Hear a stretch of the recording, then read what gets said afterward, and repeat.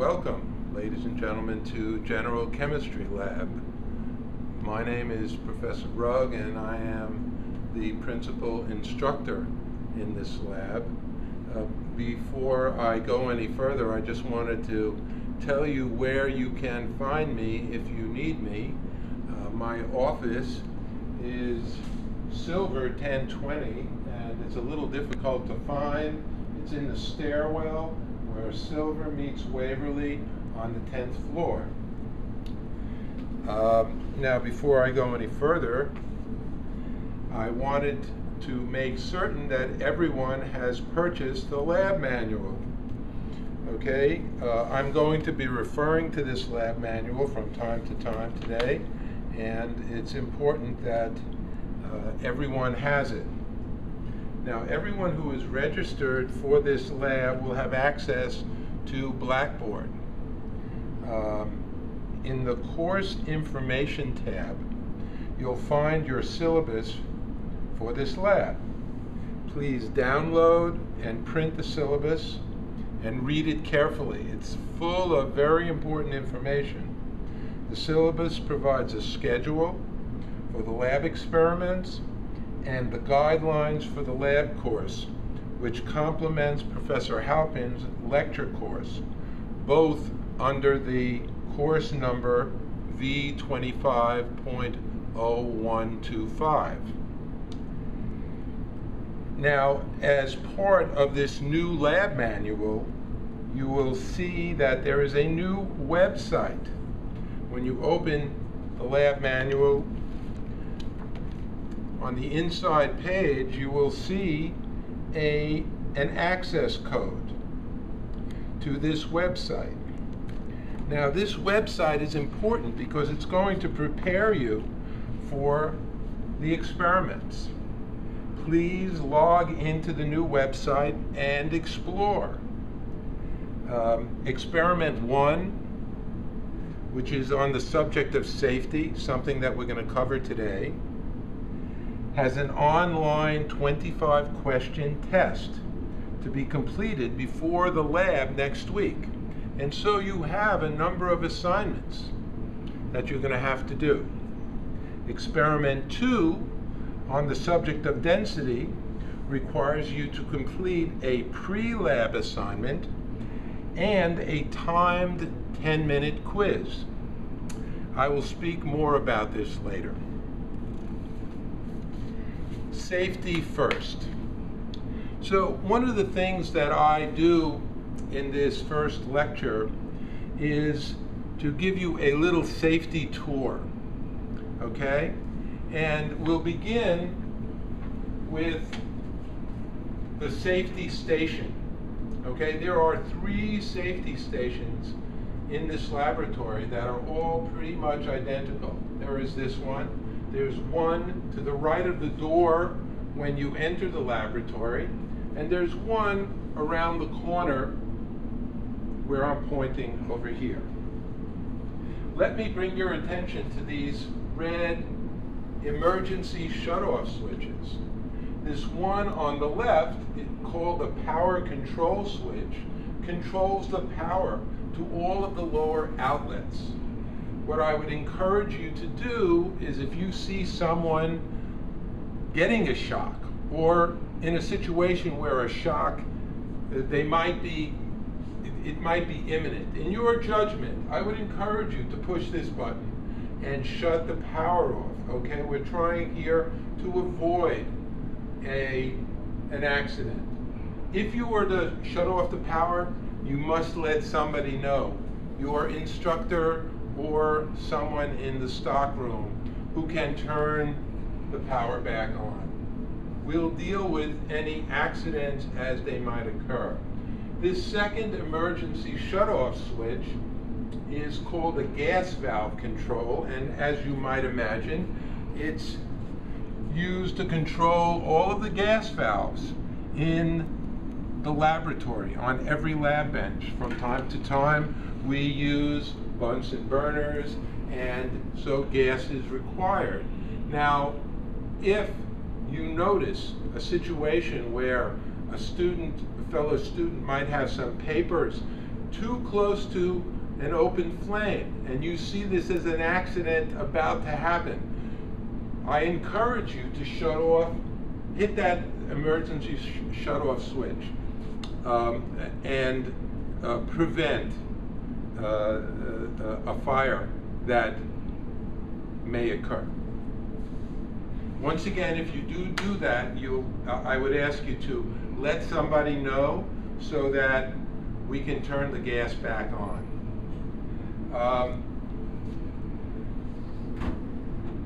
Right over here, something that we all recognize, this is a fire extinguisher.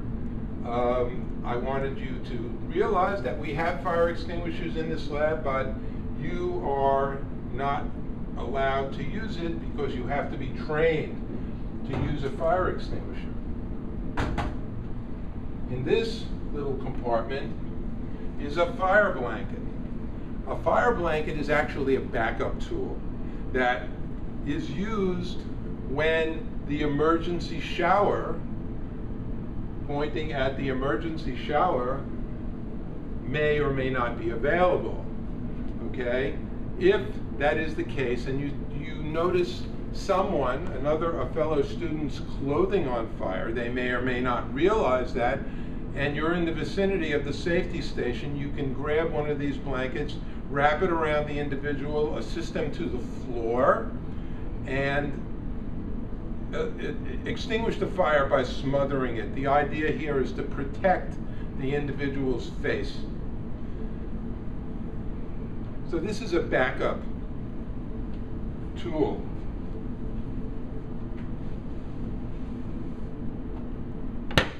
Next, I want to show you the eye wash. Now, most everybody has seen an eye wash. I want you all to actually come over and test it so that if you need it, it'll be there for you. I mean, we test these all the time to make sure that they're functional.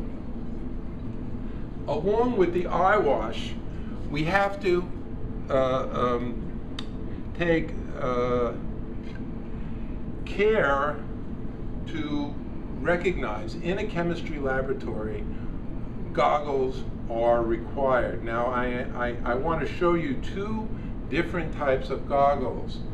These, which actually create a seal around your eyes, and these, which are known as splash shields. Now you will notice that some of your instructors may be wearing these splash shields. These are not permitted for you.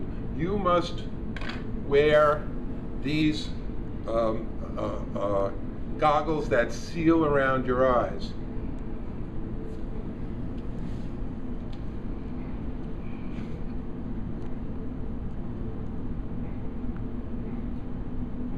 Now, if you wear contact lenses, we recommend that you do not wear them in this laboratory. The reason for that is that if any chemical were to get in your eyes and behind the contact lenses, they could throw your eye into spasm, which would make it very difficult to remove the contact lens and actually facilitate using the eye wash.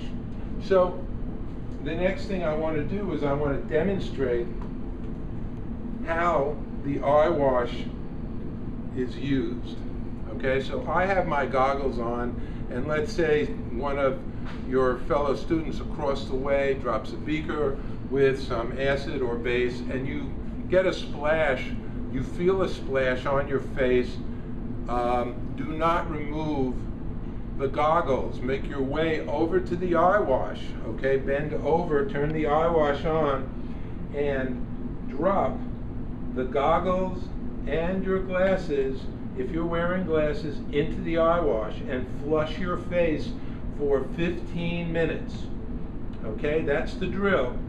The idea here is to dilute any chemicals that can cause your eyes to be damaged.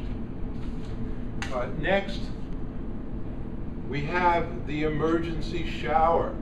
Okay, now, in my experience, which is in this lab over 10 years, we've never had to use the emergency shower. But it's here, and it's a very, very important tool in case there is a large splash of corrosive chemicals on you. And that can happen because we dispense chemicals, and sometimes they're dispensed from large bottles. They can be slippery, they can be wet. If somebody drops it on the floor and it breaks, it can splash up on your clothes. And so the drill here is to make your way over to the shower, and it's best if you have chemical on your clothes to remove your clothes, because the chemical is going to be held against your skin. Now, I know that you guys couldn't possibly imagine taking your clothes off under a situation like this, but your instructors will protect you and usher your fellow students out of the lab while we deal with your skin. We want to save your skin, so that's the drill.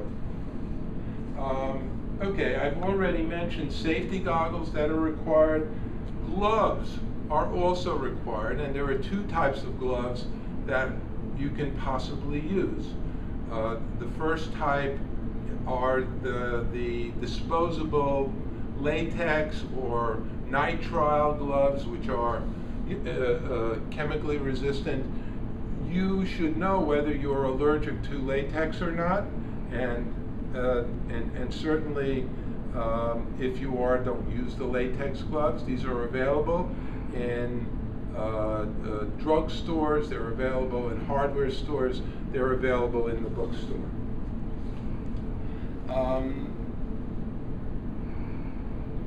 The other type of gloves are the non-disposable dishwashing gloves, the typical Playtex gloves, and those can be reused. They don't give you the tactile control that you might want, and so this is your choice, okay?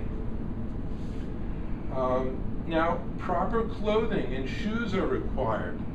No shorts, no exposed bellies, etc., or open shoes such as flip-flops, sandals, and this includes ballet flats, okay? This is not permitted in chemistry labs, so get used to it. You will be asked to leave the lab and receive a 0 if your attire is not as required for this lab. There is no food or drink or outside clothing or book bags permitted. Everyone will use a hall locker on the 4th floor, which is good for 6 hours during the lab period. So you'll put your clothes, your books, everything but your lab manual and something to write with and a calculator, which you will bring to lab. You must remove your possessions from these lockers after lab, or they will not be secure. The lockers are only good for 6 hours. Breakage in the lab. If you break a beaker or something else, breakage will be handled using campus cash. So we suggest that you make sure that you have at least $25 in your campus cash account, and if you break something, you'll be able to replace it from the chemistry stockroom.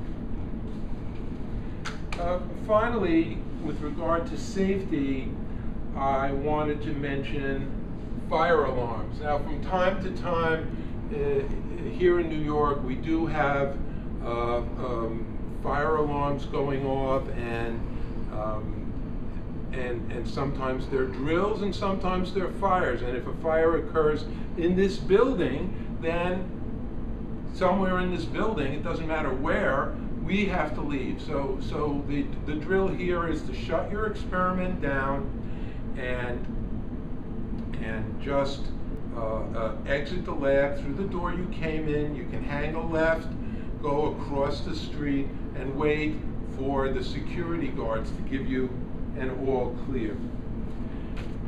Now, I want to point out a number of things that we use in the lab. And first, just follow me, track me. First, I wanted to point out this deionized water jug.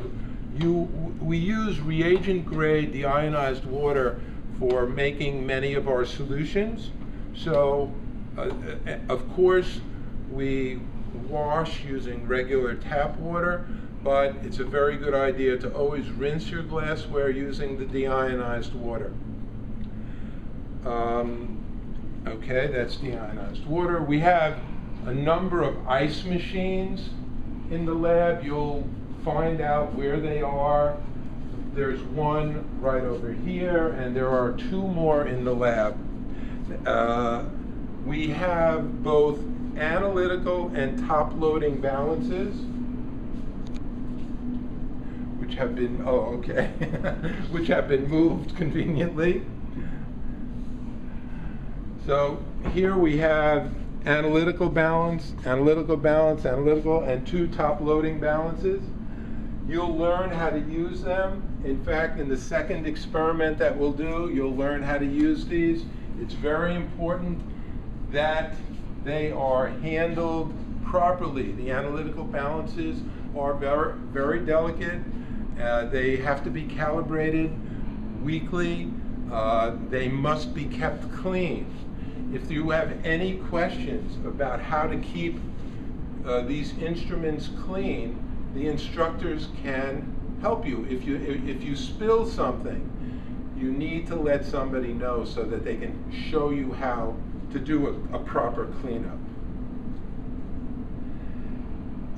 You may have noticed that we have hoods, vent hoods in this laboratory. Okay, there are a number of ventilation hoods. The ventilation hoods are used to dispense chemicals in this laboratory. Okay, they're generally used for storage of smelly chemicals, but we use them to dispense chemicals. You rarely will be using any solvents in this laboratory. Okay, so we are mostly working with inorganic solutions. When you go to a hood for a chemical, it's important that you know how much you need and what concentration and so on. It's very important. We practice what is called waste minimization in this laboratory. Naturally, we are all environmentally conscious people, and we want to minimize the amount of chemicals that we put into the environment. But in reality, every bit of chemical that we use in this laboratory eventually will get into the environment. So we need to keep that to a minimum. So if the experiment calls for 100 milliliters, then I would say don't take any more than 125. Okay, keep it to a minimum, and that will be an excellent practice. Chemical waste. Okay, chemical waste generally goes into the white drum, which is centrally located in the laboratory. Okay, if anything else is necessary,